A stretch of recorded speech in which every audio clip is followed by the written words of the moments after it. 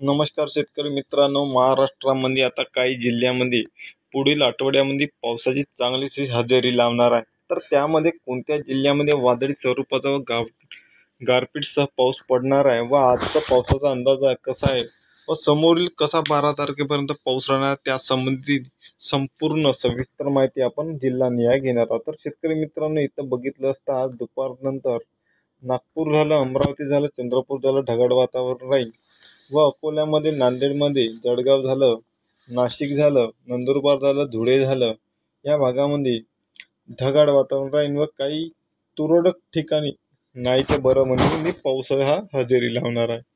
तर मित्रांनो, यानंतर आपण बघितलं असता 6 तारखेपासून महाराष्ट्रामध्ये अवकाळी पावसाचे हे सावट हे निर्माण होत आहे।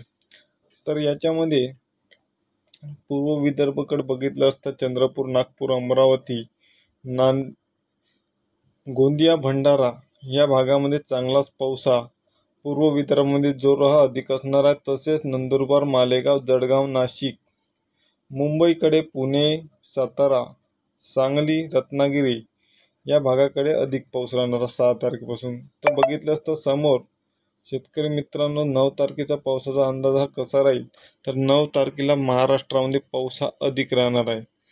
तर इकडे कोणत्या जिल्ह्यामध्ये जाणार आहे, तर लातूर, अडकूस, सोलापूर, लातूर, बिदार, नांदेड, अहमदनगर, पुणे, छत्रपती संभाजीनगर, नाशिक, मालेगाव, नंदुरबार, जळगाव झालं या भागामध्ये, शेगाव झालं या भागामध्ये पावसाचे प्रमाण हे 9 तारखेला हे अधिक असणार आहे। त्यानंतर शेतकरी मित्रांनो, 11 तारखेला बघितलं असतं आपण, 11 तारखेला देखील पावसाचे वातावरण हे अधिक स्वरूपात आहे, ते बघू शकता। आणि त्यानंतर 12 तारखेला देखील शेतकरी मित्रांनो बऱ्यापैकी अधिक भागामध्ये विजांच्या कडकडासह पाऊस हा हजेरी लावणार आहे।